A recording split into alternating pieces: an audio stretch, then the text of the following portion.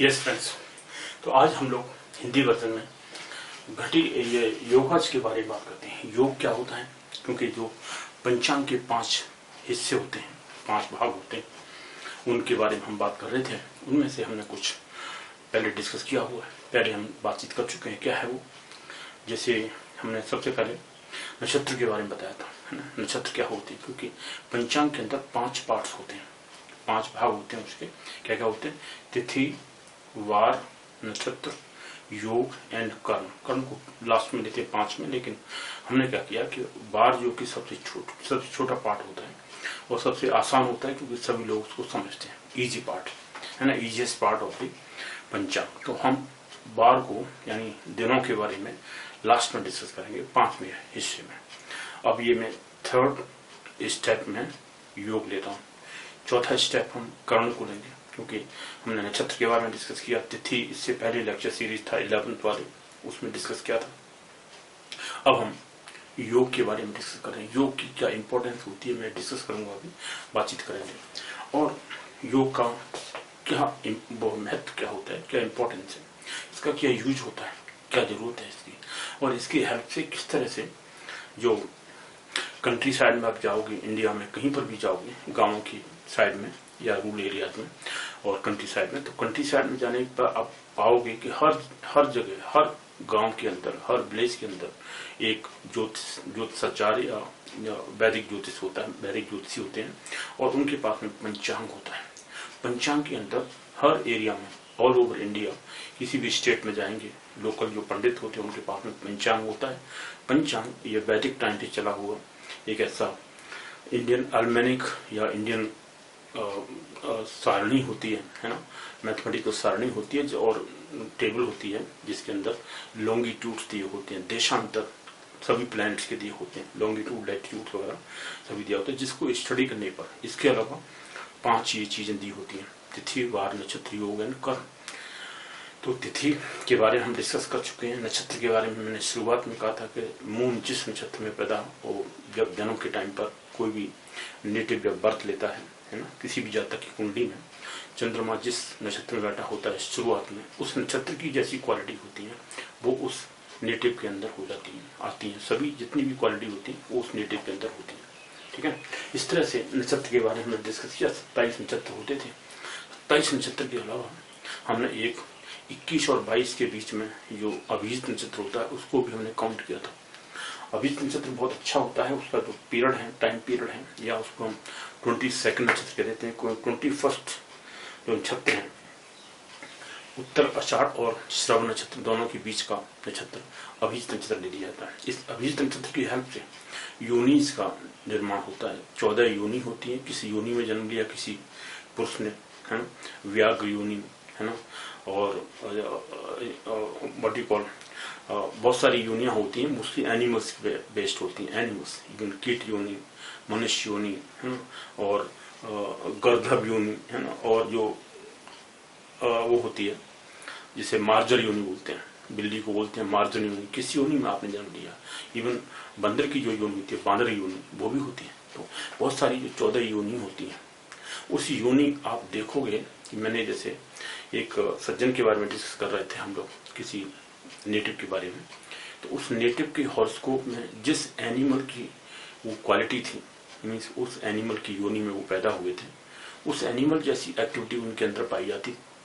And he was surprised that okay, एकदम सही है आपकी बात, क्योंकि मैं इस तरह से कभी थोड़ी देर में यहाँ पर और थोड़ी देर में कहीं और पहुंच जाते हैं, मतलब इतना चपलता उनके अंदर, जैसे वानर जैसी, वानर योनि के पुरुष थे वो। तो वानर योनि, मनुष्य योनि और गर्दभ योनि, है ना, और मार्जर योनि, मार्जर बिल्ली को बोलते हैं, बिल्ली जैसी, काफी वैसे गौर से देखना हर चीज को।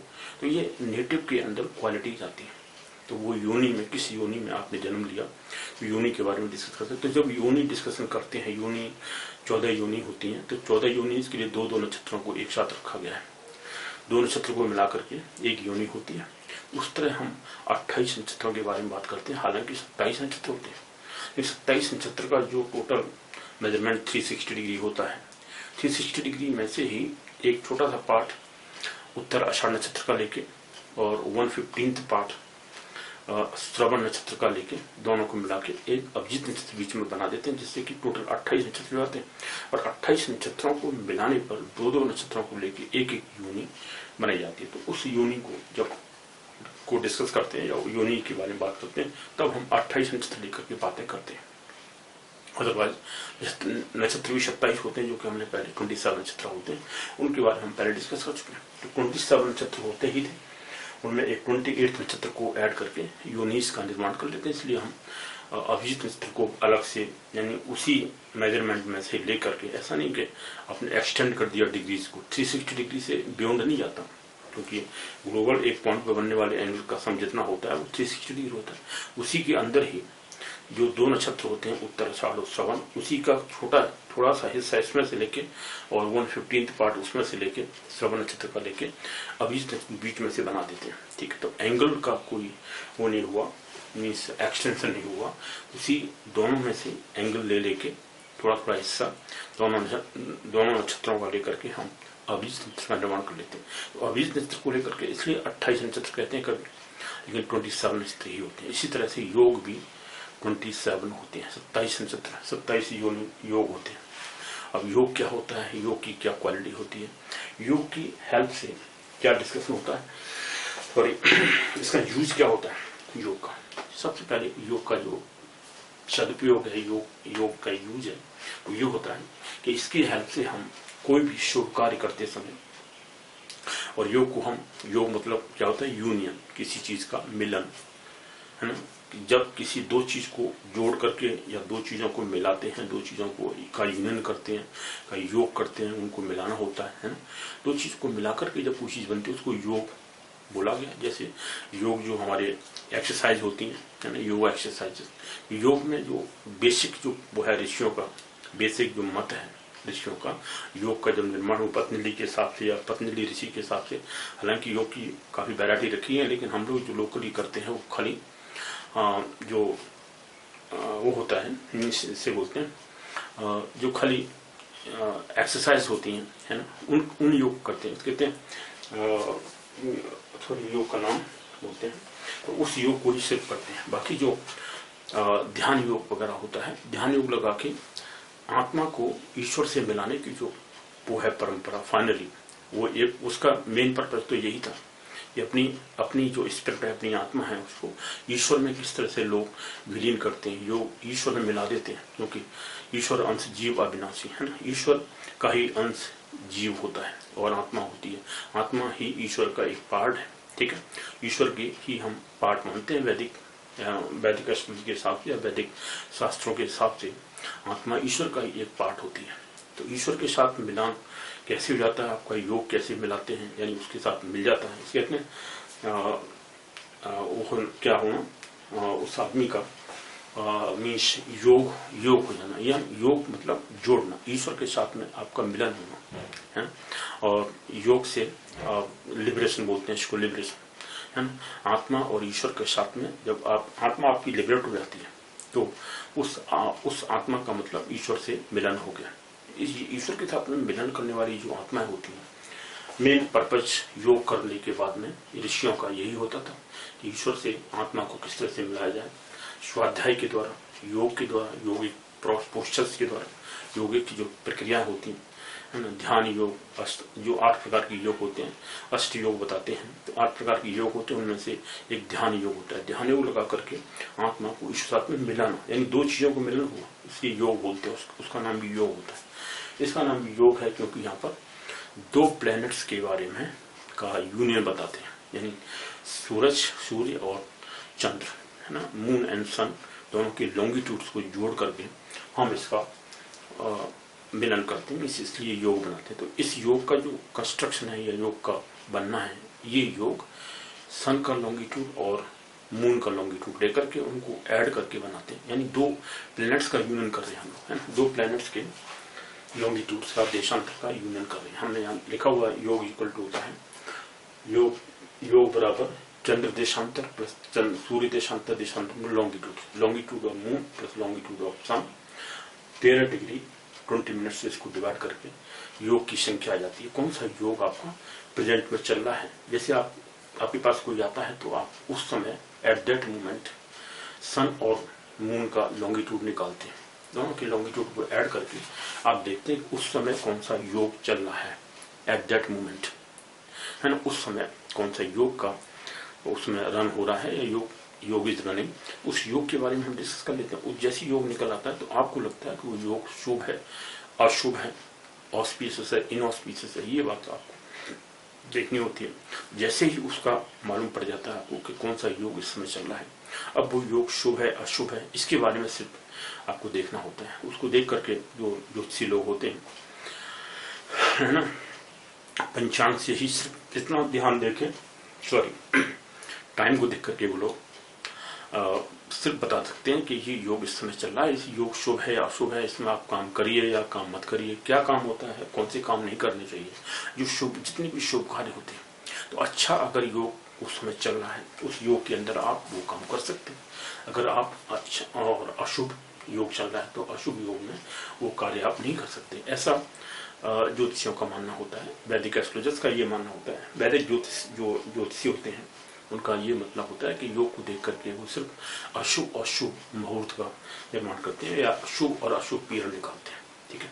उस समय का को निकाल करके चुनाव करके उस शुभ अशुभ समय का चुनाव करके उसमें ये बताते हैं कि इस समय आपको काम करना है या नहीं करना है, आपको फॉरेन ट्रैवल करनी है, साउथ दिशा में जाना है ना, दक्षिण दिशा की तरफ अगर आपको ट्रैवलिंग करनी है, किसी कंट्री में जाना है, फॉरेन कंट्री में जाना है, ट्रैवलिंग करनी है, उस समय आप नहीं जा सकते, है ना।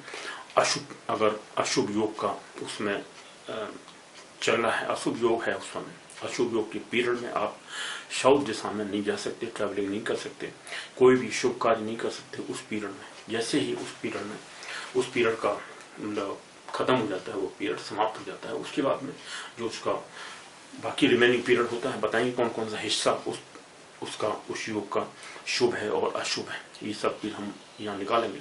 अच्छा, उसके बाद में आप ये देखते हैं कि योग का सिर्फ इम्पोर्टेंस यही है कि भाई शुभ अशुभ पीरियड निकालना है ना, योग निकाल। अब जिस योग में अब जब किसी का जन्म होता है किसी भी जातक का, उस समय भी कौन सा योग, किस योग में आपका, तो योग भी निकलते हैं जब किसी नेटिव का बर्थ होता है, नेटिव के बर्थ के टाइम का जो योग चल रहा होता है उस योग में उसका प्रादुर्भाव होता है और उसका जन्म होता है, तो उस योग में आपका जन्म होता है तो आपके योग का नाम भी हो जाता है। जिस जातक का जन्म जिस योग में हुआ है उस योग के हिसाब से उसमें उस टाइप की क्वालिटीज होती है, ठीक है। इसके बारे में हम डिस्कस करेंगे। यहाँ हमने इनके 27 योग जो होते हैं उनके नाम लिख रखे हैं। इनके नाम को देख के ही, संस्कृत के नेम है ये, उनको देख के ही शुभ और अशुभ का मालूम पड़ जाता है। लेकिन शुभ और अशुभ ये जो योग होते हैं उनको सब जान के उनका चुनाव करना, समय निकालना, लॉन्गिट्यूड लैटिट्यूड अगर आपको मालूम है, जैसे पंचांग में तो लॉन्गिट्यूड लैटिट्यूड दिए होते हैं क्योंकि जितने ग्रह होते हैं हमारे साथों, और मोस्टली 9 होते हैं, राहु केतु का भी दिया होता है लॉन्गिट्यूड, तो 7 और +2 9 राहु केतु। हम सिर्फ अब वैसे बाद में कहते हैं, आजकल के जो साइंटिस्ट लोग हैं वो कहते हैं भाई आप नेपच्यून प्लूटो ये भी आ गए, इनके बारे में डिस्कस करो, है ना। तो लेकिन नेपच्यून और प्लूटो के बारे में हमारे ऋषियों ने, यूरेनस, नेपच्यून और प्लूटो, 3 जो सैटेलाइट्स हैं या जो भी प्लैनेट्स आ गए बाद में, इनके बारे में बहुत से लोग क्लेम करते हैं कि हमने इनके रूल बना रखे हैं, लेकिन उनके रूल्स वो एप्लीकेबल नहीं होते हैं, कोई रूल्स वो नहीं बना पाए और वो मतलब वो इफेक्टिव नहीं होते हैं। थोड़ी बहुत कभी लगा देते हैं वो लोग, लेकिन आज तक उन्होंने रूल बना पाए, क्योंकि उस समय हमारे ऋषियों ने जो 9 प्लैनेट्स हैं इन्हीं का ज़्यादा से ज़्यादा मतलब के बारे में जो लिखा है दैट इज 100% ट्रू। उसी को देख करके आप हमेशा प्रेडिक्ट कर सकते हैं, बता सकते हैं किसी के भविष्य के बारे में। अब जो बाकी जो आजकल के लोग को साइंटिस्ट हैं या जो अपने को बहुत अच्छा एस्ट्रोलॉजर समझते हैं, वो ऋषियों से भी अपने को बहुत महान समझते थे, लेकिन कई बार हम लोग उसमें गए हैं यूनियन में जहाँ एस्ट्रोलॉजर मिलते हैं, उन मीटिंग में उन्होंने क्लेम किया था, लेकिन उनको उस समय ही उनके सामने ही परास्त किया गया। मीन्स बताइए अब इसमें क्या होता है। तो उस प्लैनेट्स के यूरेनस, नेपच्यून और प्लूटो जो आजकल के जो लेटेस्ट साइंटिस्ट डिस्कवरी हुई है, साइंटिफिक डिस्कवरी के, ये भी सैटेलाइट्स होते हैं, इनका भी हमारे ऊपर प्रभाव पड़ना चाहिए अगर बाकी जो प्लैनेट्स हैं उनका पड़ता है तो, है ना। तो आजकल की जो लोकल वो हैं साइंटिस्ट वगैरह एस्ट्रोनॉमर्स हैं, उन्होंने कहा कि नेपच्यून, प्लूटो, यूरेनस इनके बारे में भी बताइए आप, इनकी भी लोगों के ऊपर जो इफेक्ट, जो फर्क पड़ता है, इफेक्ट पड़ता है, उनकी भी जो रेज आती हैं उस रेज के हिसाब से उनका क्या इन्फ्लुएंस होगा। उन्होंने अपने रूल्स बनाए हैं, लेकिन वो रूल्स एप्लीकेबल नहीं है।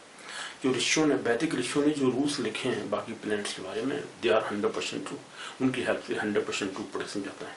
बाकी जो आजकल के लोग अपने को क्लेम करते हैं वो बना रहे हैं उनके बारे में, नेपच्यून, यूरेनस और प्लूटो के बारे में। यूरेनस, नेपच्यून और प्लूटो, ये जो 3 बाद में सैटेलाइट्स बनाए गए हैं, इनके रूल्स वो बनाते हैं, लेकिन वो रूल्स एप्लीकेबल नहीं है। दे कांट फ्रेम दिस, क्योंकि देखिए ऋषियों ने, आई डोंट नो कैसे उन्होंने रूल्स बनाए थे, सभी प्लैनेट्स को समझ के, सैटर्न के बारे में क्या क्या डिस्कस किया, कैसे स्टडी किया उन्होंने, और जो रूल्स उन्होंने बनाए हुए हैं 100% ट्रू, उनसे प्रेडिक्शन 100% हो जाता है। सन के बारे में, सन जो कि काफी दूर है, इतना बड़ा प्लैनेट्स है ना, इतना बड़ा वो है, आई मीन स्टार है, उसके बाद भी उन्होंने किस तरह से उसके रूल्स बनाए हुए हैं 100% ट्रू है। इसलिए सिर्फ इनके बारे में डिस्कस करिए। बाकी यूरेनस, नेपच्यून, प्लूटो, इनके बारे में अभी कोई रूल्स बने नहीं है और कोई बना भी नहीं सकता, क्योंकि उनके अंदर वो कैपेबिलिटी नहीं है। अब लोग जैसे ऋषियों के बारे में बात करते हैं, वैदिक ऋषियों में इतनी शक्ति कहाँ से आ गई, उन्होंने इन सब प्लैनेट्स के बारे में, वही तो मैं कह रहा हूँ, योग, जो यौगिक क्रियाएं हैं, ध्यान योग वगैरह ये लगा के उन्होंने क्या स्टडी किया, किस तरह से अपने मेंटली अपने को काफी एनालाइज किया माइंड को, किस तरह माइंड को ईश्वर के साथ मिलाया, जो भी मिलाया, किस तरह स्टडी किया, I don't know, but whatever they have written about the planets 100% true, पूरा प्रेडिक्शन सही जाता है। जो भी रूल्स आप बाद में डिस्कस करेंगे कई रूल्स के बारे में, and nobody can challenge them, आज तक सही पूरे वर्ल्ड ओवर लोगों की 100% ट्रू प्रेडिक्शन जाता है। जैसे मैंने कहा था, वर्ल्ड से काफी लोग आते हैं इंडिया में, and they are talked about their life, everything is 100% true. तो इसलिए वो जो रूल्स ऋषियों ने बनाए थे, और रूल्स कैसे बनाए, क्या बनाए, उनके बारे में हम डिस्कस नहीं करते। जो रूल्स उन्होंने बनाए हुए हैं, क्या वैदिक एस्ट्रोलॉजी है, उसके बारे में हम डिस्कस कर रहे हैं, सिर्फ योग के बारे में डिस्कस करते हैं। चलिए, योग 27 योग, जैसे मैंने कहा 27 योग होते हैं।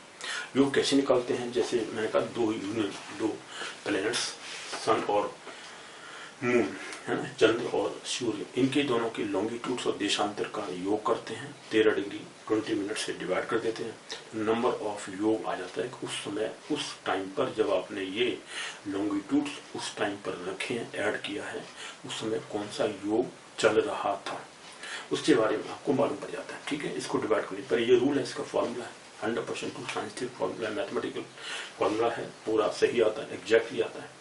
और 360 डिग्री, ये जो जैसे मैं कह रहा हूँ, योग क्या होता है, relative position of sun and moon होती है ना, इन द होल जॉडिक। तो जॉडिक के अंदर या ब्रह्मांड के अंदर, मैं लिखा ब्रह्मांड के अंदर, ये लिखा है सापेक्ष गति, क्या लिखा हमने यहाँ, लेक्चर नंबर 12 है ये, जिसमें बेसिक्स ऑफ वैदिक एस्ट्रोलॉजी, वैदिक ज्योतिष, योग।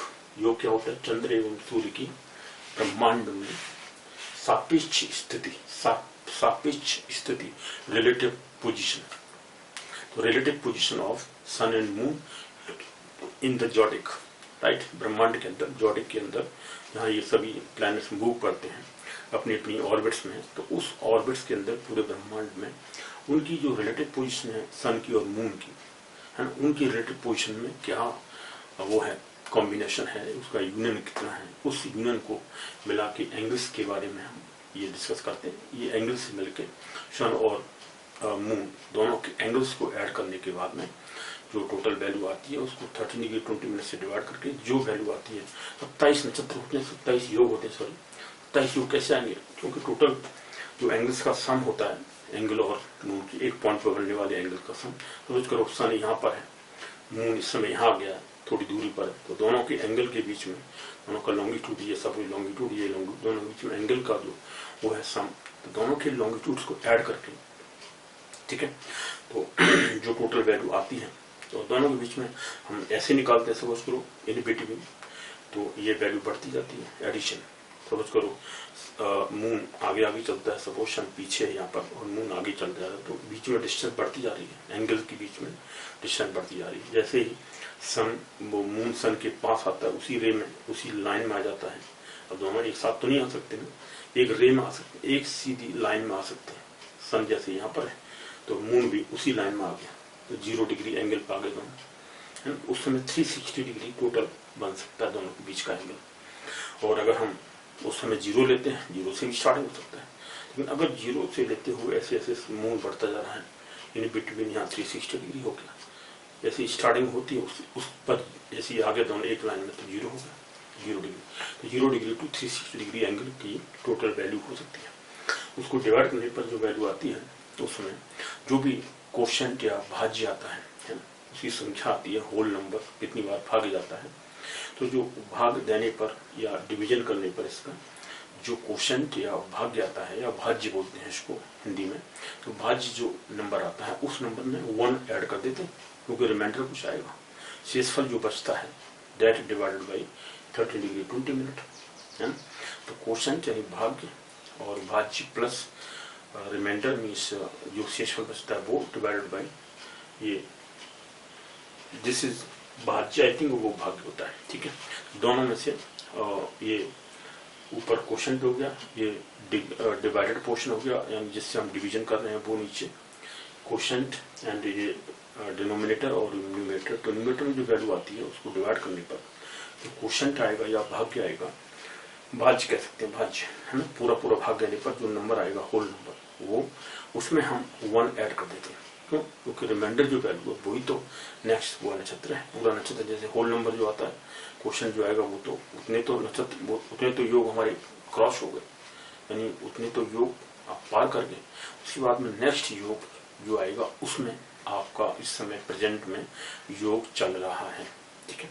इसका मतलब ये हुआ कि क्वेश्चन जो आता है, जो भाग्यफल आएगा, बाद में शेषफल बचता है, तो भाग्यफल जो जाता है, जो भाग्यफल आएगा पूरा पूरा, उसमें 1 ऐड कर देते हैं। 1 ऐड करने पर जो नंबर, जैसे मान लो 23 आ गया क्वेश्चन या भाग्य, और भाग्यफल आया 23 में 1 ऐड किया, 24th योग इस समय चल रहा है। इस तरह से हम योग निकालते हैं, ठीक है। डिवाइड करने पर इसका एग्जाम्पल लेके हम बताएंगे इस तरह से इसको निकालते हैं, सॉल्व करते हैं। और इसका सिर्फ इम्पोर्टेंस यही है कि भाई योग जो चल रहा है वो योग शुभ है या अशुभ है, उसमें आपको काम करना है नहीं करना है, और इसी की सिर्फ जानकारी आपको मिल जाती है। जैसा योग होता है उसके हिसाब से लक्षण नेटिव के अंदर आ जाता है। एक ये भी है कि जब जिस जातक का जन्म होता है उसमें कौन सा योग चल रहा था, उस योग में उसका जन्म हुआ है, तो उस योग के अंदर उसकी जो प्रादुर्भाव हुआ है, उसका जन्म हुआ है, तो उस जन्म के अंदर उसके अंदर क्या क्वालिटीज हैं, उसी योग से रिलेटेड क्वालिटीज उसके अंदर पाई जाती है, क्योंकि उसमें ऐसी पोजीशन थी। इसके बारे में डिस्कस करेंगे, ठीक है। तो ये योग, अब इन योग में जो शुभ होते हैं अशुभ होते हैं, मैं अभी इनके नाम पढ़ता हूँ, नाम को देख के या बता देंगे कि भाई ये अशुभ योग है, और दूसरा जो अच्छा नाम है वो शुभ योग है ना। तो संस्कृत या हिंदी नेम से परिचित है, संस्कृत के नेम को जो जानते हैं उनको पता है कि कौन सा शुभ अशुभ है। इन नाम से आपको मैं इन सबको हिंदी में लिख रखा है यहाँ पर, क्योंकि ये हिंदी वर्जन है आपका लेक्चर का, हम जो अभी डिस्कस कर रहे हैं। हिंदी वर्जन, इंग्लिश वर्जन को समझ में आता है, इंग्लिश वर्जन दे सकते हैं, इससे पहले मैं उसको पूरा कर चुका हूँ, ठीक है। अब ये हिंदी वर्जन है, सेम उसी का योग के बारे में हिंदी में बता रहे हैं, क्योंकि कई लोगों ने पहले तो हम लोग इंग्लिश में डिस्कस करते थे मोस्टली, लेकिन बाद में कई सब्सक्राइबर्स जो हिंदी में देखते हैं उन लोगों ने मुझे लिखा, रिक्वेस्ट किया कि आप सर हिंदी में बताइए, जिससे कि हम लोग भी वैदिक एस्ट्रोलॉजी क्या होती है इसके बारे में जानना चाहते हैं, क्योंकि we are so much interested, because this is inheritance of India. Nobody can challenge it world over. Nobody can challenge Indian Vedic astrology. इसलिए वैदिक एस्ट्रोलॉजी लोगों को जानना, मोस्टली इंजीनियर्स, डॉक्टर्स, मैनेजर्स, जो एजुकेटेड लोग हैं, they want to know, because this is based on astronomy. Astronomy पर जो बेस्ड चीज है, साइंस है, एस्ट्रोनॉमिकल साइंस है। इन्फ्लुएंस क्या होता है प्लैनेट्स का, आप सरप्राइज हो जाओगे कि एक एक चीज कैसे निकलती है, और डेस्टिनी जो डेस्टिनी होती है हम उसको डिफाइन कैसे करते हैं। डेस्टिनी हम कहते हैं हमारी डेस्टिनी ऐसी होती है, ये होती है, वो होती है, लेकिन वैदिक एस्ट्रोलॉजी की हेल्प से आपकी डेस्टिनी को डिफाइन किया जा सकता है।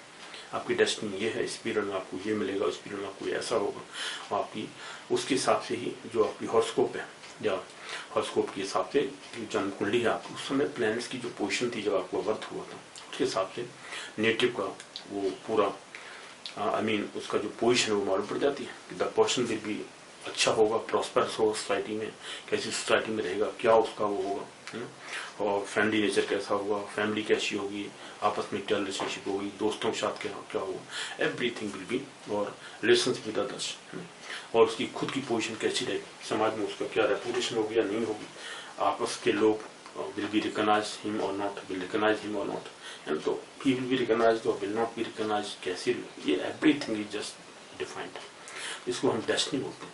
डेस्टिनी की जो परिभाषा होती है, हालांकि लोग इनको डिफाइन नहीं कर सकते, भाई वो नहीं कर सकते, लेकिन हम इसको दैव बोलते हैं, दैव। ठीक है, दैव माने होता है जो हमारा डेस्टिनी होती है, उसको दैव बोला गया, दैव संस्कृत वर्ड है दैव। और दैवज्ञ, जो दैव को जानता है उसे दैवज्ञ बोलते हैं। ज्योतिषियों को दैवज्ञ भी कहा जाता है, क्योंकि वो आपके दैव के बारे में, आपके भविष्य के बारे में पूरी तरह से बता सकते हैं। आपकी डेस्टिनी क्या है, क्या क्या आपका भाग्य में क्या क्या है, क्या पत्नी होगी, आपकी वाइफ कैसी होगी, बच्चे कैसे होंगे, what will be your future, what will be your achievement in the life, किस टाइम में आपकी डेथ हो सकती है, एवरीथिंग।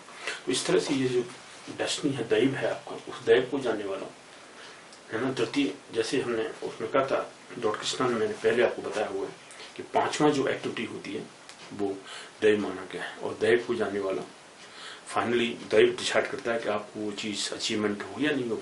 कोई भी काम करने से पहले आपके पास में जो फिफ्थ एक्टिविटी है वो दैव होता है आपका, है ना। सबसे पहले आपकी कोई काम करने की इच्छा होनी चाहिए, बॉडी आपकी फिजिकली आपकी बॉडी होनी चाहिए, है ना।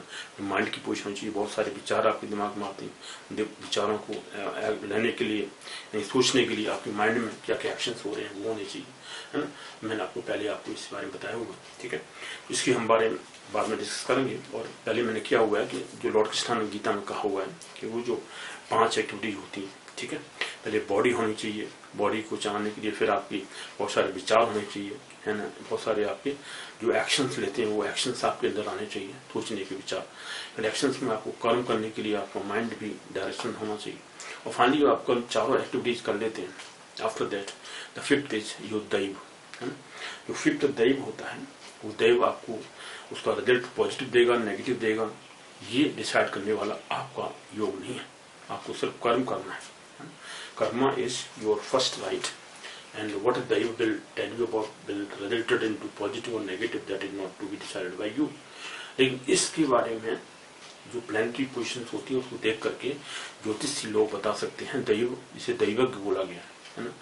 दैवम चैवात पंचमम, 5वां दैव माना गया है। लॉर्ड कृष्णा के जो श्लोक 18वें 18th चैप्टर में, 18th अध्याय में, 18वें अध्याय में आप देखोगे इसके बारे में कि दैवम चैवात पंचम, दैव जो होता है वो 5वीं चीज है कि आपका डेस्टिनी आपकी पॉजिटिव रिजल्ट देगी या नहीं देगी, नेगेटिव है पॉजिटिव है, क्या रिजल्ट आपका आएगा वो उसके बारे में आपको, ठीक है, ये सोचना होता है। तो वो चीजें, तो दैव को जाने वाला दैवज्ञ होता है। मीन्स ज्योतिषी जो होता है उसको, ज्योतिषी को संस्कृत में दैवज्ञ कहा जाता है। दैवज्ञ, अज्ञ मीन्स दैवज्ञ जो जानता है दैव को, दैट इज दैवज्ञ, दैवज्ञ होता है। इसलिए दैव को जानने वाला, डेस्टिनी को जानने वाला, और एस्ट्रोलॉजी की हेल्प से आप बता सकते हैं, ठीक है। इस तरह से इसका योग होता है। इसलिए योग is one of the parts of this. जो ऑर्गन है 5 ज्योतिष के, सॉरी उसके पंचांग का ये 5, चौथा पार्ट रख लीजिए, थर्ड रख लीजिए, क्योंकि तिथि वार नक्षत्र योग, चौथा नक्षत्र आप चौथा पार्ट मोस्ट तो चौथा ही लेते हैं लोग।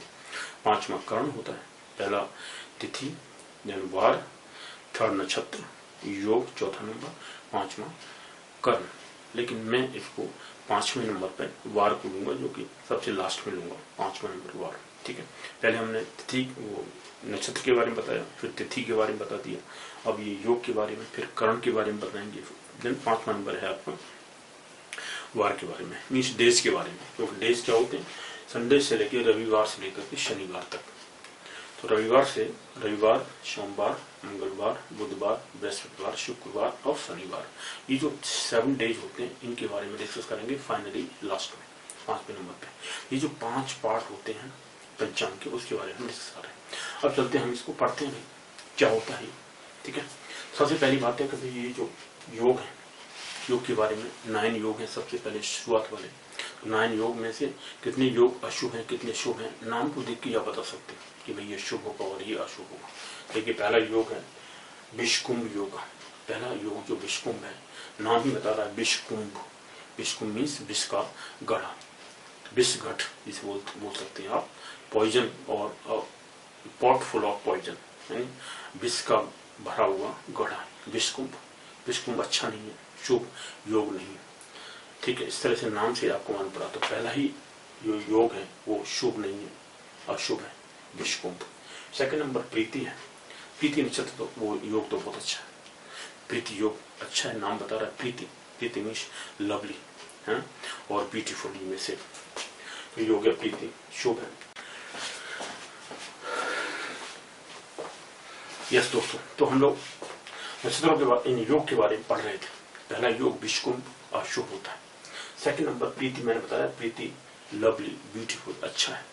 तीसरा भी आयुष्मान, आयुष्मान मीन्स आयुष्मान भव means long living, long living, long live my child, जैसे कहते हैं आयुष्मान भव। भव means to happen, you have to be to live for long. तो आयुष्मान मीन्स आयु, जो आयु मीन्स एज, और your living must be for longer period. तो जैसे आयुष्मान, गुड वर्ड। तीसरा शुभ है। चौथा देखिए सौभाग्य, अच्छा है। सौभाग्य मीन्स वेरी गुड लक, है ना, वेरी गुड लक और गुड लक, सौभाग्य हो गया, अच्छा है। चौथा भी अच्छा है। शोभन योग, शोभन मीन्स ब्यूटीफुल लुकिंग, और शोभन means the appearance is very good, beautiful appearance, ठीक है। शोभन, शोभन भी बहुत अच्छा है। पांचवा नंबर, तो second number, third number, fourth number, fifth number, ये चार अच्छे हैं। पहला नंबर अशुभ था, पहला योग अशुभ था।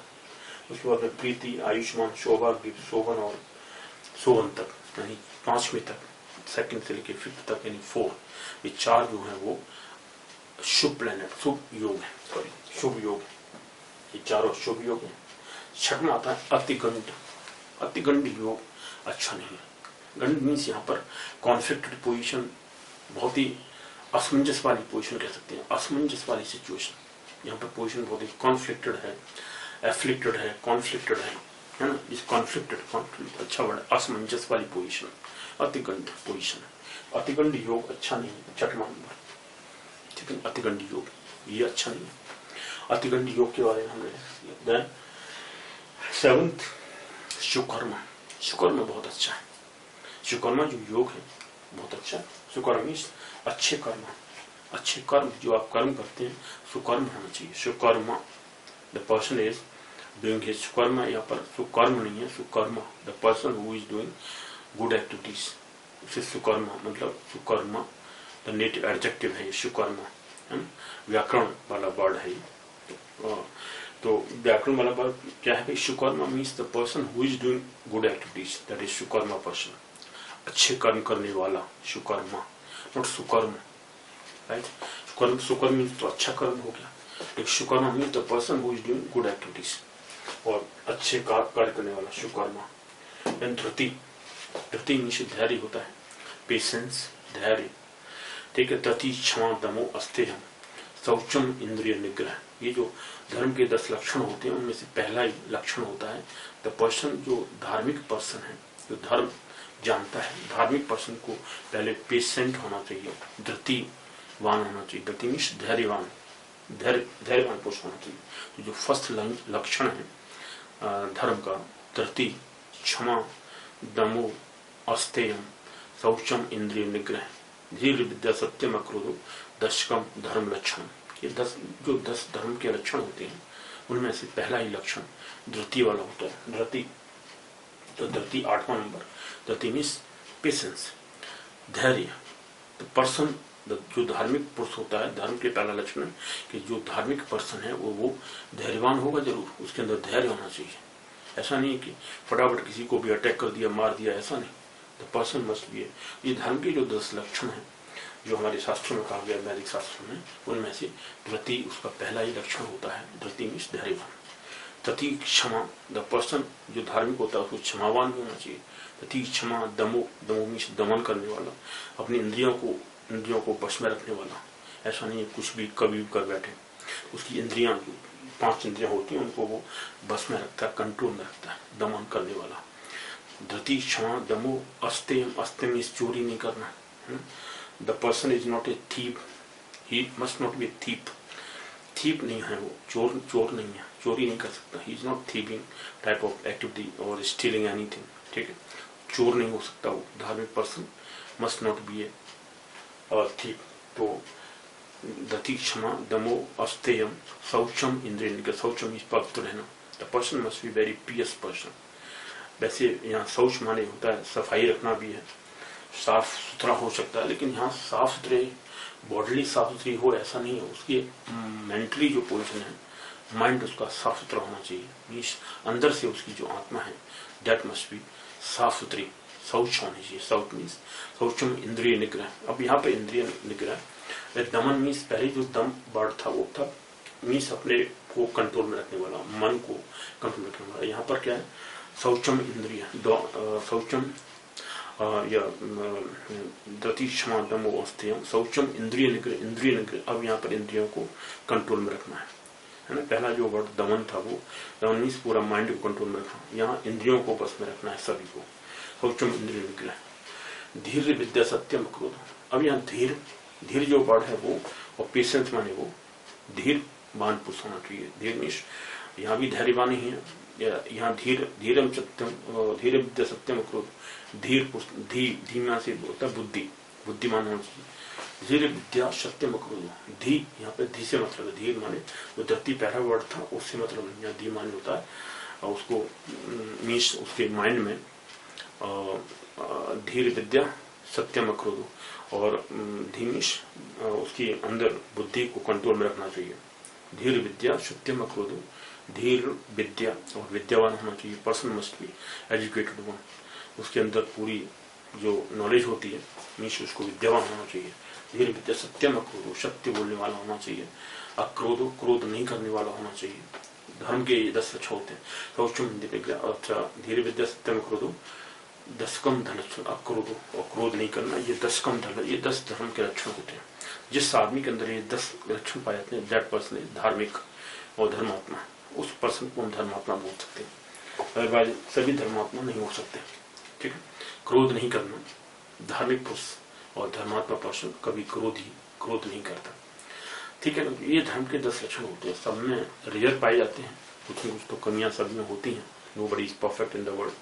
इसलिए धार्मिक होना, ये जो इंडियन धर्म होने का ये धर्म की परिभाषा है। ये 10 लक्षण होते हैं धर्म के।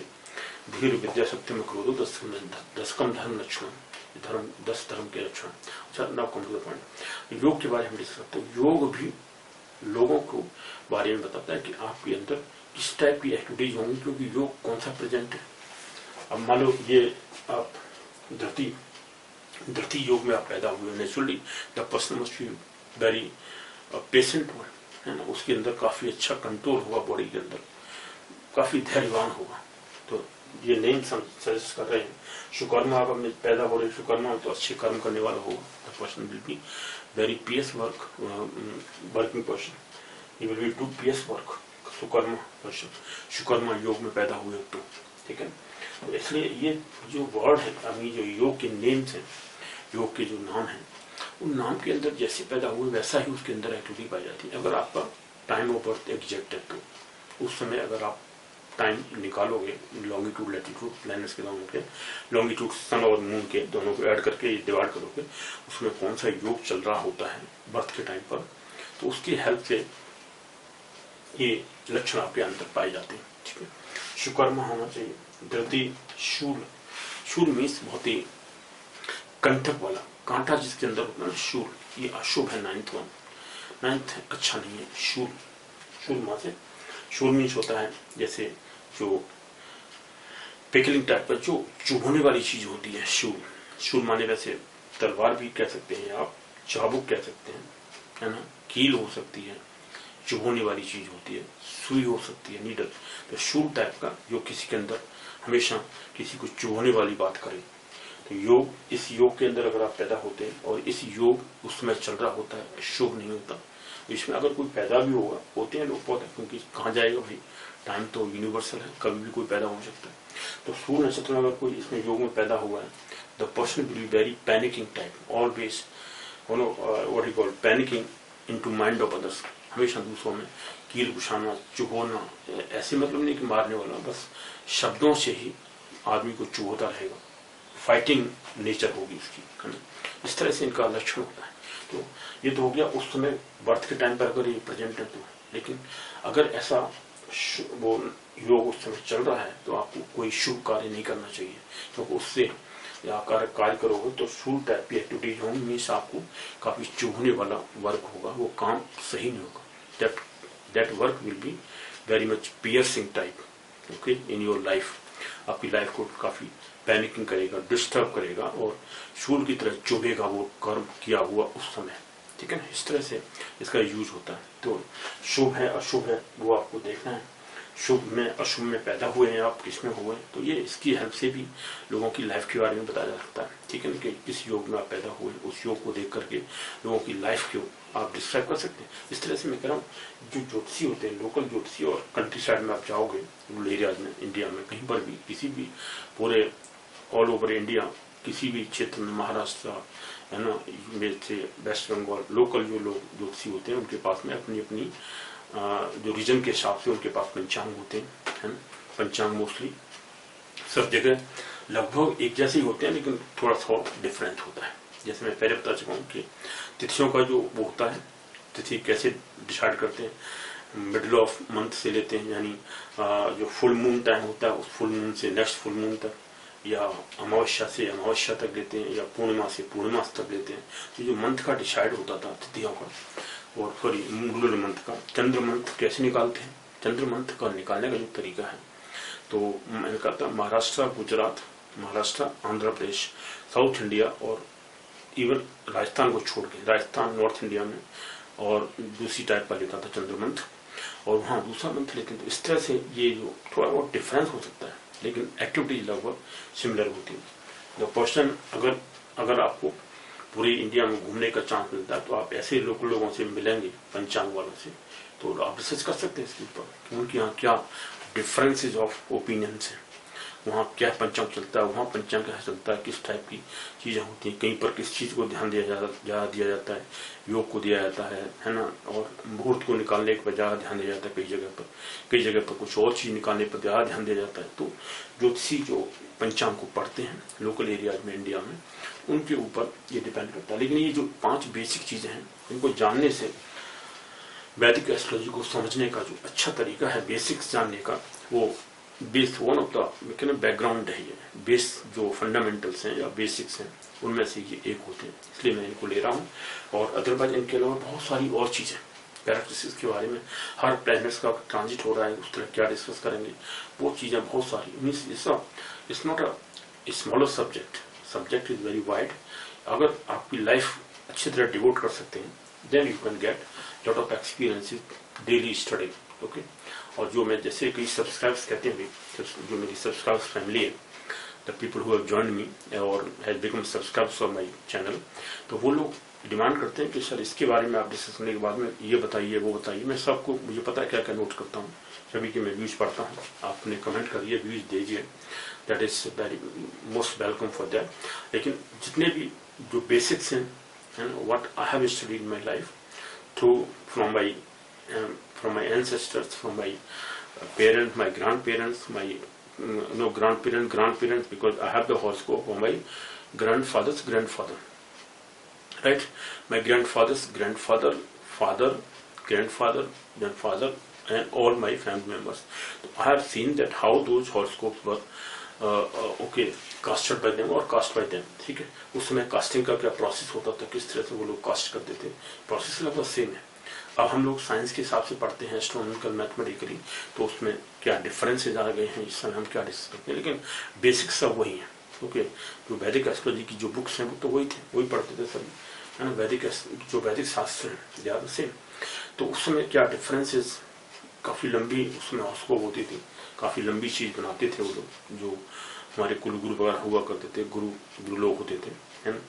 और जो फैमिली, और कहते हैं जो फैमिली प्रीस्ट होते थे या फैमिली एस्ट्रोलॉजर्स होते थे, वो लोग बना के देते थे, काफ़ी लंबी हॉरोस्कोप होती थी, उसमें क्या डिस्कस करते थे। ठीक है, चलिए हम इसके बारे में फाइनली डिस्कस करते हैं।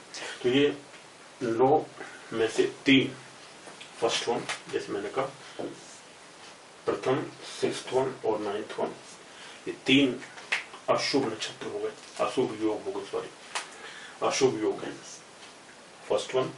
उसके बाद में 6th वन अतिगंड और 9th वन शुभ। तो जैसे मैंने आपको बताया कि बर्थ टाइम पर भी आप देख करके लोगों की कैरेक्टरिस्टिक जान सकते हैं कि इसके अंदर ये शुकर्म हुआ, जैसे मैंने बताया ना, अच्छे कर्म करने वाला, अतिगंड कॉन्फ्लिक्ट, लाइफ उसकी कॉन्फ्लिक्टेड होगी पर्सन की। ठीक है, शोभन बहुत ही अच्छा चैरिटेबल पर्सन होगा, शोभायमान अच्छे कार्य करेगा, वेरी ब्यूटीफुल वर्किंग पर्सन, और उसका अपीयरेंस भी बहुत अच्छा होगा। शोभन योग में पैदा हुआ है तो सौभाग्य योग लकीली होगा, the person is very lucky, है ना, लकी हेल्प से, he is born in the lucky, है ना, फैमिली और whatever life is lucky. Okay, so Ayushman means long living person. If the person is born in Ayushman yoga, Priti yoga, the lovely person, right? But Vishkum, the person is full of poison.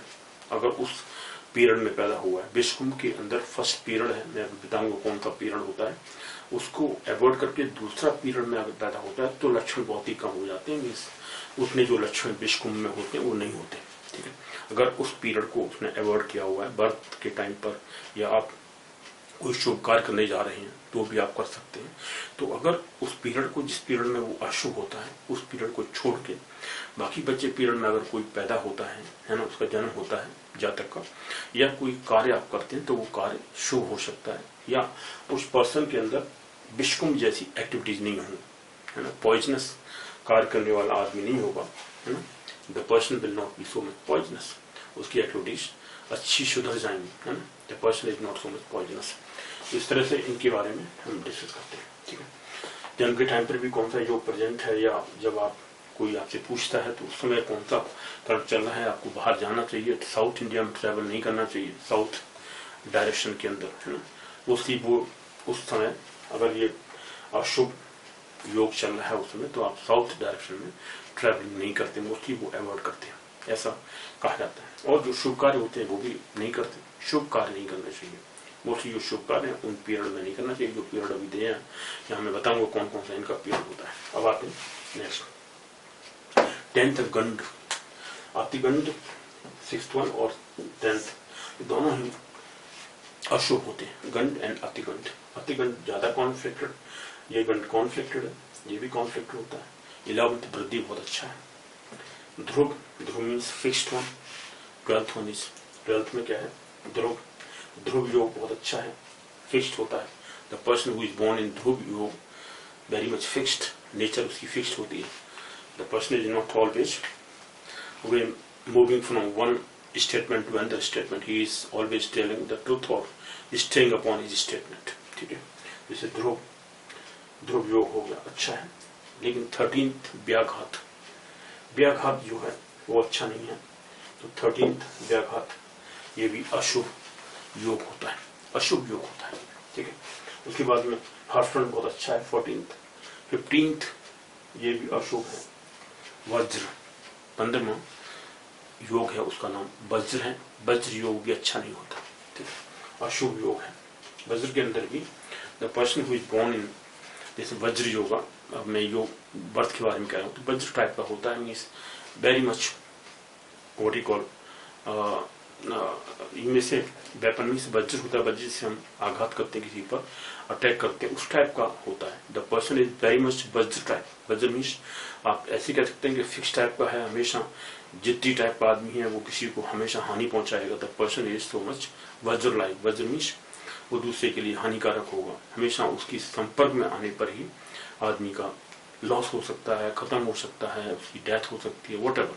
हमें इस type की nature उस अंदर आदमी के अंदर आएंगे. तो वज्र टाइप का, जैसे वज्रपात होता है, वज्रपात, तो पर्सन इज वज्र लाइक.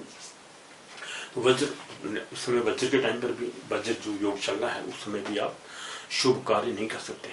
उसका पीरियड क्या होता है मैं अभी डिस्कस करूंगा. उस पीरियड को छोड़ के अगर बाकी पीरियड में काम करते हैं, स्टार्टिंग का जो पीरियड होता है वो शुभ नहीं होता वज्र योग के अंदर भी. तो मैंने अभी 6 डिस्कस किए अशुभ वाले, 9 है टोटल. 27 में से 9 ऐसी योग होते हैं जो अशुभ कहलाते हैं, है ना. अशुभ मीन्स ऑस्पिशियस नहीं होते, शुभ नहीं होते, और उनमें कोई शुभ कार्य करना भी नहीं चाहिए. ठीक है, इसलिए 3 ये हो गए थे पहले 9 में से.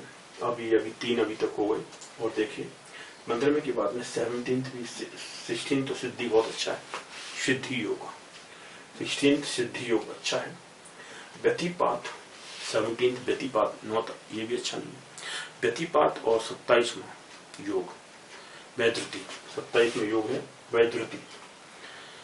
दोनों ही योग पूरी तरह से कंप्लीटली अशुभ होते हैं. इसका जो पूरा, अब जैसे इनका जो टाइम पीरियड होता है एक योग का लगभग 24 घंटे के बराबर होता है. एवरेज इसका 24 आवर्स होता है, यानी 24 घंटे का एक योग होता है. एक योग की जो अवधि होती है वो 24 घंटे की होती है. 24 घंटे के अंदर ही दोनों की पोजीशन क्योंकि मोस्टली सन तो ज्यादा फिक्स रहता है उस पीरियड में 24 घंटे के अंदर, लेकिन मून की पोजीशन धीरे धीरे करके थोड़ी चेंज हो जाती है। तो उस पीरियड जैसे ही 27 माह 13 डिग्री 20 मिनट पूरी हो गई है ना, उसके बाद में फिर नेक्स्ट हो जाएगा स्टार्ट 13 डिग्री 20 मिनट, लगभग 27 और 23 घंटे के अंदर तो लगभग 12 डिग्री ट्रेवल करता है मून, ठीक है। लेकिन 13 डिग्री 20 मिनट ट्रेवल करेगा तो लगभग 24 घंटे, कभी 24 घंटे, कभी 25 घंटे, कभी 23 घंटे, कुछ minute 40 minute, 30 minute, 20 minute, whatever इस पीरियड होता है। तो एवरेज लगभग 24 घंटे हम लेते हैं एक योग के लिए। तो एक योग का पूरा होने का 24 घंटे का पीरियड होता है, टाइम होता है। उस पीरियड में सन और मून के बीच में 13 डिग्री 20 मिनट का पीरियड खत्म हो जाएगा। इन दोनों के बीच का जो डिफरेंस है एंगल का, वो 13 डिग्री 20 मिनट पूरा हो जाएगा 24 घंटे के अंदर ही, यानी एक योग कंप्लीट। नेक्स्ट जैसे डिफरेंस आया, बढ़ गया, नेक्स्ट योग स्टार्ट हो गया। फिर 13 डिग्री 20 मिनट फिर आगे बढ़ गई 13 डिग्री 20 मिनट। मून मोस्टली आगे चलता है जल्दी जल्दी, और सन लगभग पास में रहता है, सन के आगे मून चल रहा है सपोज। जैसे 13 डिग्री 20 मिनट पूरी हो गई, पहला योग खत्म, नेक्स्ट स्टार्ट हो जाता है 13 डिग्री 20 मिनट से नेक्स्ट स्टार्ट हो गया, 0 से स्टार्ट हो गया 13 डिग्री 20 मिनट, जैसे नेक्स्ट हो जाएंगे तो 26 डिग्री 40 मिनट हो गए, 2 पूरे हो गए योग इस तरह से। और लेकिन ये 13 डिग्री 20 मिनट 24 घंटे के अंदर मून ट्रेवल कर सकता है। तो मून को ट्रेवल करने में, जैसे मैंने कहा था, 12 डिग्री का एक तिथि होती थी, 12 डिग्री, लेकिन यहाँ ये जो होती है, ये योग जो होता है वो 13 डिग्री 20 मिनट का एक होता है ना। उस पीरियड में जितना डिफरेंस 13 डिग्री 20 मिनट का मून के और सन के अंदर आएगा बीच में, दोनों का योग करके जोड़ के, तो हम उसको कह सकते हैं। इस तरह से योग की जो पीरियड होता है वो निकालते हैं, ठीक है। अब आते तो 7वां व्यतिपात। 7वां जो व्यतिपात है वो भी अशुभ होता है। इसका जो पीरियड है पूरे इसके 24 घंटे, यानी 60 घटी क्या होती है हम बताएंगे। तो वैदिक जो टाइम पीरियड का मेजरमेंट है वो घटी, पल, विपल, विपल के बाद में फिर विलिप्त होता है, विलिप्त के बाद में पारा, तत्पारा वगैरह वगैरह। तो 6 टाइप की होते हैं, यानी 6 टाइप के माइन्यूटली अति पारा के पास जाता है। अति पारा सबसे लास्ट वाला माइन्यूट मेजरमेंट होता है, सेकंड से भी बहुत कम, छोटा, यानी छोटा पीरियड होता है। सबसे पहले घटी, उसके बाद में हम विघटी भी कहते हैं, उसको पल भी बोल सकते हैं। तो आप विघटी छोड़िए, पल रखिए, घटी, पल, विपल, फिर विलिप्त के बाद में पारा, फिर अति पारा और अति पारा, ऐसे होता है। विलिप्त जो चौथा नंबर है, विलिप्त एक विलिप्त में 60 पारा होते हैं, एक पारा में 60 अति पारा होते हैं, फिर अति पारा तक वैल्यू जाती है। 6 लगभग पीरियड नीचे के लिए होते हैं, जबकि मॉडर्न टाइम होता है वो आवर, मिनट और सेकंड नहीं होता है खाली, ठीक है ना, आवर, मिनट और सेकंड। तो ये तीनों को लेके हम चलें तो 3 स्टार्टिंग वाले घटी, पल और विपल, ये तीनों ही लेके चलेंगे हम, ठीक है। विलिप्त जो चौथे वाला नंबर होता है, विलिप्त एंड पारा एंड अति पारा, उनको हम ही लेंगे, ठीक है। तो इन तीनों को हम बाद में अभी मेजरमेंट करते हैं, कैसे निकालते हैं। अब आप आइए, तो इनमें से 17th नंबर जो व्यतिपात था अशुभ होता है।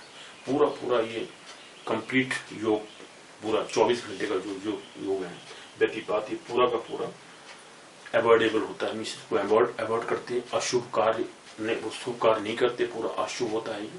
तो ये पूरा व्यतिपात जो 17th नंबर है पूरा खत्म कर दीजिए आप, उसमें कोई शुभ कार्य नहीं करते, व्यतिपात हो गया। तो उसके बाद में 18th Waryam.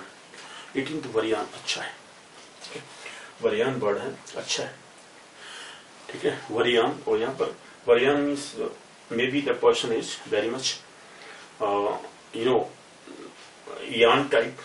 Waryam means very ज्यादा आतुर वाला, ज्यादा जल्दी चलने वाला यान है वरियान, ठीक है। देन परिग जो 19th नंबर है अच्छा नहीं है। परिग जो एक टाइप का हथियार होता है, वेपन होता है, परिग ये 19th वन, ये भी अशुभ होता है। तो 19th अशुभ, 17वां ले लिया हमने, 19वां नंबर भी अशुभ योग होता है, ये शुभ नहीं होता, अशुभ योग होता है।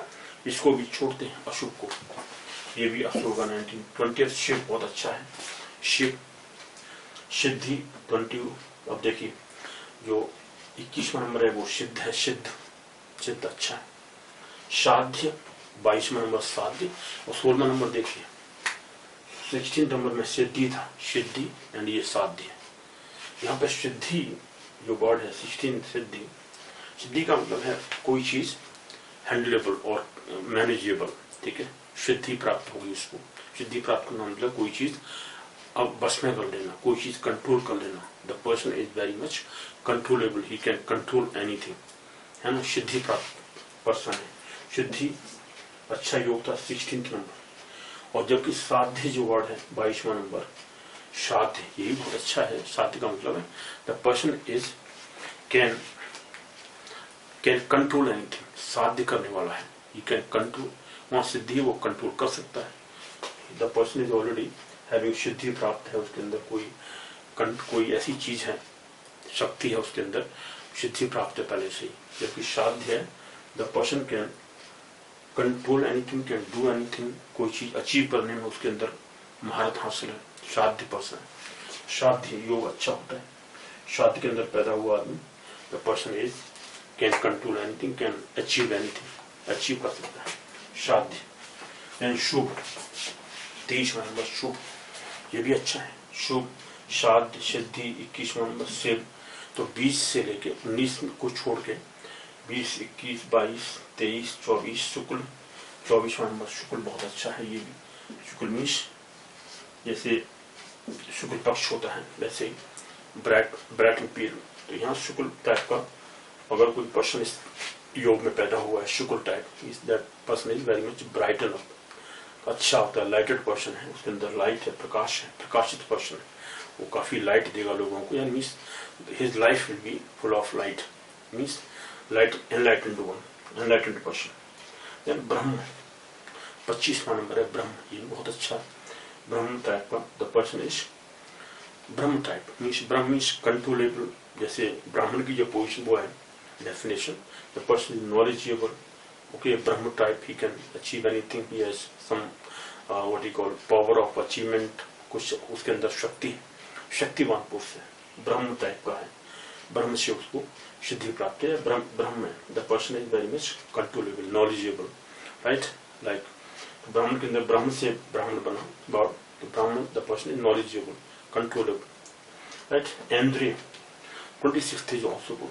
इंद्रिय यहाँ पे इंद्र वर्ड है, इंद्र, ठीक है। इंद्र वर्ड 26वां भी अच्छा है। 27वां जो योग है वो अच्छा नहीं है। वैद्यरति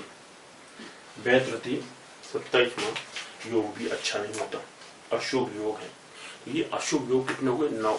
देखिए कैसे, पहला, छठवां, 9वां, 3, 4 गंध, 10वां, 13वां, 5, 15वां, 6, 17वां, 7 और 19 और 27वां।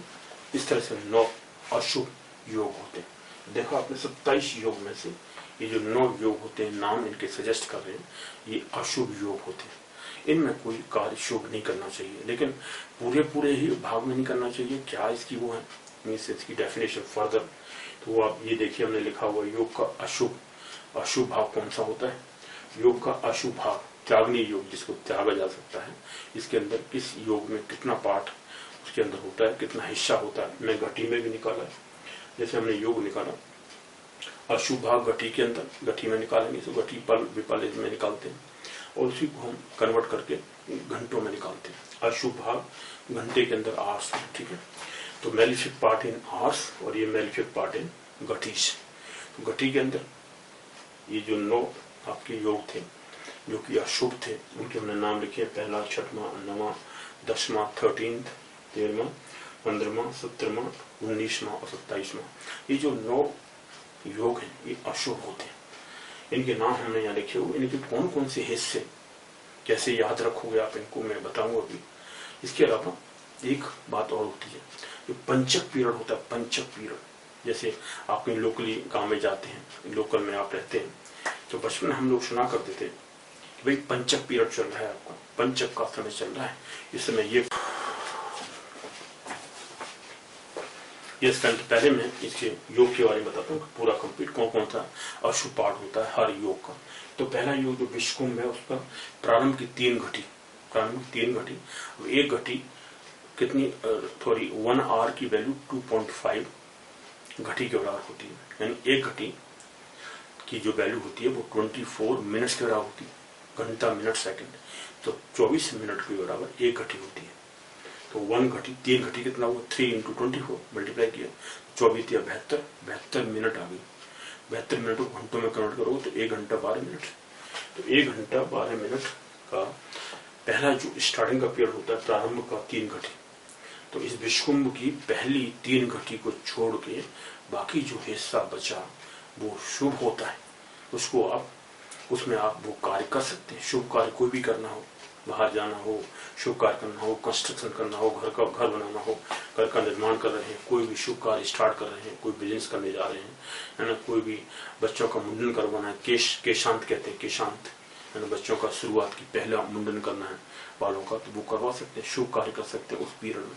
बचा हुआ है विश्वकुंभ के अंदर पहला 3 घटी को छोड़ के बाकी पीरियड शुभ होता है, यानी 24 घंटे में से लेके 1 घंटा 12 मिनट सिर्फ, इसका 22 घंटे और 48 मिनट बाकी बची, तो वो तो शुरू हो गया। 1 घंटा सिर्फ 12 मिनट तो छोड़ दी, 1 घंटा 12 मिनट छोड़ देते 24 घंटे 23 घंटे में से 12 मिनट और कम कर दी, तो 22 घंटे 48 मिनट शुभ पीरियड बचा।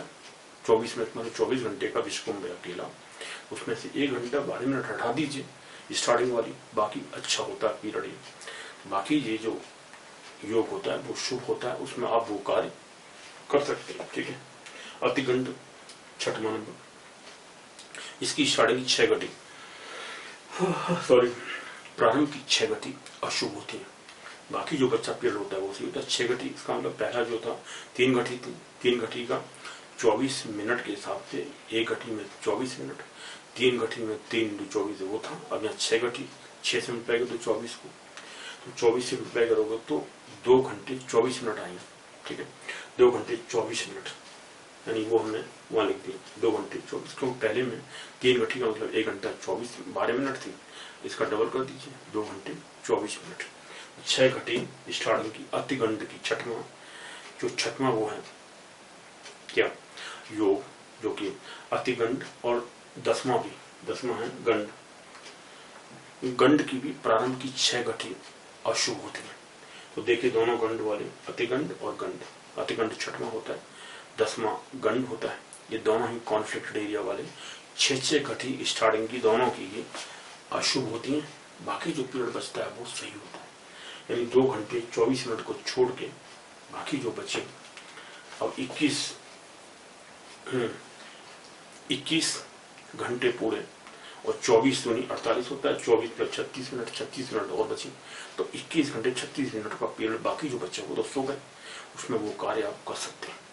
सिर्फ स्टार्टिंग की 2 घंटे 24 मिनट छोड़ के प्रारंभ की स्टार्टिंग वाली है ना, प्रारंभ की 6 घटी अशुभ होती है, अशुभ पीरियड है, तो हमने घंटों में कन्वर्ट किया 2 घंटे 24 मिनट हो गए, तो अतिगंड हो गया, और गंड भी 10वां नंबर भी। और ये जो विश्वकुंभ है वो, और 15वां नंबर देखिए वज्र 15वां नंबर जो वज्र योग है, इसके अंदर भी 3 घटी स्टार्टिंग की, और पहले विश्वकुंभ में भी 3 घटी स्टार्टिंग की, तो 3 घटी वाले 2 योग हैं, पहला विश्वकुंभ और 15वां वज्र। 6वां और 10वां जो अतिगंड और गंड है, ये दोनों भी 6 घटी वाले हैं, तो 2 पेयर तो 4 हो गए ये पूरे। इस तरह से 9 को हम याद कर सकते हैं। तो 2-2 वाले तो योग होते हैं, और 2 ऐसे योग हैं जिनका पूरा 60 घटी यानी 24 घंटे कंप्लीट, पूरा यानी पूरा ही योग कंप्लीटली अवॉइडेबल होता है, उसको अवॉइड कर सकते हैं, उसमें अशुभ होता है पूरा, उसको हम शुभ कार्य नहीं करते उसके अंदर, या उसमें जो पैदा पर्सन होता है तो वो भी अच्छा नहीं होता, शुभ होता है, घर के लिए अशुभ होता है ना। उस बच्चे का जन्म जो हो रहा है घर में, the person is his birth will be, अगर एग्जैक्ट टाइम है तो टाइम आपने सही निकाला, एग्जैक्ट ही निकाला, तो ये चीजें प्रैक्टिकल हैं, इनको आप यूज करके देख सकते हैं लाइफ में। अगर आपका पीरियड सही है, टाइम पीरियड आपको सही दिया हुआ है, तो एवरीथिंग इन वैदिक एस्ट्रोलॉजी इज प्रैक्टिकेबल, यानी you can do the practical.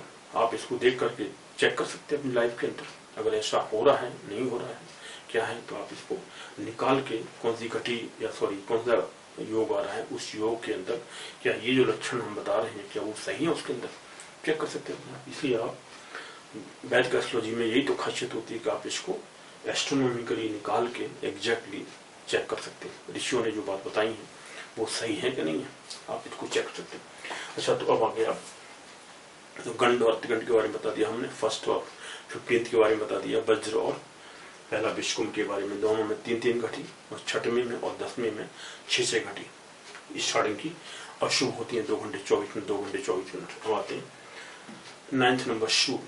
शूल जो वो है इसकी 5 घटी स्टार्टिंग वाली, प्रारंभ की 5 घटी, 5 घटी का मतलब 5 × 24 करोगे, एक घटी में 24 मिनट होती है, तो 5 × 24 मतलब 120 मिनट, यानी 2 घंटे पूरे पूरे, 60 दूनी 120 होता है, 2 घंटे पूरे हो स्टार्टिंग के। तो शूल जो शूल योग है नमा, उसके स्टार्टिंग के 2 घंटे छोड़ के 2 घंटे अशुभ होते हैं, बाकी जो 22 घंटे बचे 24 बचे, मान लो 24 घंटे का एक योग है, तो ये योग 24 घंटे का है अगर पूरा पूरा, उसमें से 2 घंटे छोड़ के स्टार्टिंग वाले बाकी का पीरियड जो बचा है वो शुभ होता है, उसमें आप शुभ कार्य कर सकते हैं। ठीक है, इसका मतलब ये है। योग है 9th वन शूल, 10वां हम डिस्कस कर चुके हैं। 13 पाइए व्याघात। व्याघात जो होता है उसकी स्टार्टिंग की 9 घटी, स्टार्टिंग की 9 घटी, तो देखिए 9th होता है शूल, 13th व्याघात, और अभी आप देखोगे 19th वन परिघ। ये तीनों के बारे में आप अलग से ध्यान रखिए, 5 घटी 9 घटी और 30 घटी। 19वां जो परिघ होता है उसकी प्रारंभ की 30 घटी यानी 12 घंटे, स्टार्टिंग के आधा पूरा पीरियड 12 घंटे छोड़ के बाकी जो 12 घंटे बचे वो शुभ होते हैं, उसमें कोई शुभ कार्य कर सकते हैं। तो दोनों पीरियड में से किस पीरियड में बच्चा पैदा हुआ है उसका वो हिसाब देखते हैं, शुभ है या अशुभ है ना। तो परिघ जो 19th नंबर है वो 30 घटी का होता है, स्टार्टिंग में 30 घटी छोड़ के बाकी जो आधा बचा 30 घटी का मतलब 12 घंटे हो गए पूरे पूरे। तो 19th ये जो 3 है इनको छोड़ के बाकी 2-2 के पेयर बनते हैं, इसलिए मैं ऐसे स्टडी कर रहा हूँ। 3 पेयर बनाए तो 2-2 6 हो गया टोटल, और ये 3 बचे, 3 में से एक 5 घटी 9 घटी और 30 घटी, ये याद रखिए आप। तो 9 घटी वाला जो नमा है सूल वो 5 घटी का होता है, 5 घटी स्टार्टिंग की छोड़ के बाकी शुभ होता है। 13th व्याघात होता है उसकी 9 घटी, व्याघात 13th में 9 घटी स्टार्टिंग की, तो 5 घटी 9 घटी और 30 घटी, ये याद रखिए तीनों को, बाकी आपको याद अच्छी तरह हो जाएंगे इजी, क्योंकि वो पेयर पेयर के रूप में 3 चीज याद रखनी, 3 घटी 6 घटी और पूरा पूरा 60 घटी यानी 24 घंटे। तो 3 घटी की कौन सी होती है, पहला विश्वकुंभ और 15वां वज्र, ये दोनों जो योग हैं वो 3-3 घटी वाले होते हैं, स्टार्टिंग 3 घटी छोड़ के 1 घंटा 12 मिनट छोड़ के बाकी शुभ होता है। 6वां जो अतिगंड है वो और 10वां गंड, ये चार हो गए टोटल। अब तो 2 हो गए, कौन सा 6वां और 10वां, अतिगंड एंड गंड, ये दोनों 6-6 घटी के होते हैं, स्टार्टिंग की 6 घटी छोड़ के बाकी बचा हुआ शुभ होता है, तो 4 हो गए। और 7वां और 27वां है व्यतिपात और 27वां है वैधृति। इसका संपूर्ण स्टार्टिंग की 60 घटी, संपूर्ण 60 घटी कंप्लीट यानी फुल 60 घटी, तो 17th और 27th की 60 घटी यानी 24 घंटे पूरे 24 घंटे अवॉइड करिए, अशुभ होता है पूरा, यानी 27वां योग अशुभ होता है पूरा, 17वां भी पूरा अशुभ होता है। तो ये दोनों की 60 घटी अशुभ होती है, पहला और 15वां की 3-3 घटी, 6वां और 10वें की 6-6 घटी, पूरे 6 हो गए। बाकी जो 3 बचे, 3 में जो 9वां होता है वो 5 घटी, 13वां होता है 9 घटी का, और 19वां जो परिघ है वो 30 घटी का। इस तरह से 9 हमने योग के बारे में पूरा बताया। इस तरह आप योग को याद कर सकते हैं कि भाई इसका कौन सा हिस्सा शुभ होता है अशुभ होता है। ठीक है, 2 का 3-3 घटी, 2 का 6-6 घटी, और 2 जो लास्ट वाले हैं 17th और मतलब 2 जो 17th और 27th उनके पूरे 60 घटी, यानी पूरा ही योग कंप्लीटली योग अशुभ होता है। तो ये 6 हो गए टोटल। बाकी जो 3 बचे, नवा सूल शूल नक्षत्र 5 घटी का होता है। 5 घटी मतलब 2 घंटे पूरे पूरे। 9 घटी नेक्स्ट है 9 घटी 3 घंटे 36 मिनट। 13वां नंबर व्याघात। 13वां में जो व्याघात है वो 9 घटी का होता है। स्टार्टिंग की 9 घटी, प्रारंभ की 9 घटी, दैट मीन्स प्रारंभ की 3 घंटे 36 मिनट। 3 घंटे 36 मिनट छोड़ के बाकी जो बचा हुआ है वो शुभ होता है, उसमें वो शुभ कार्य आप कर सकते हैं। ठीक है, नमा हो गया ये, सॉरी 13 हो गया। 19 जो परिग होता है, 19th 19 परिग। परिग की प्रारंभ की 30 घटी, 30 घटी मतलब आधा पूरा दिन 12 घंटे का। तो प्रारंभ की 30 घटी यानी प्रारंभ के 12 घंटे अशुभ होते हैं, बाकी 12 घंटे जो बचे वो शुभ होते हैं। तो ये पूरा आधा हो गया। इस तरह से 9 इनको योग को आप याद रखते हैं। इनका टाइम पीरियड कौन सा, इनका हिस्सा शुभ होता है अशुभ होता है। स्टार्टिंग का अशुभ होता है, बाकी बच्चा शुभ होता है। इनके बारे में, योग के बारे में आपको समझना चाहिए। अब जो मैं 5वां जो एक नेक्स्ट चीज बता रहा हूँ, पंचक पीरियड। पंचक पीरियड गाँव में बहुत ज्यादा यूज होता है।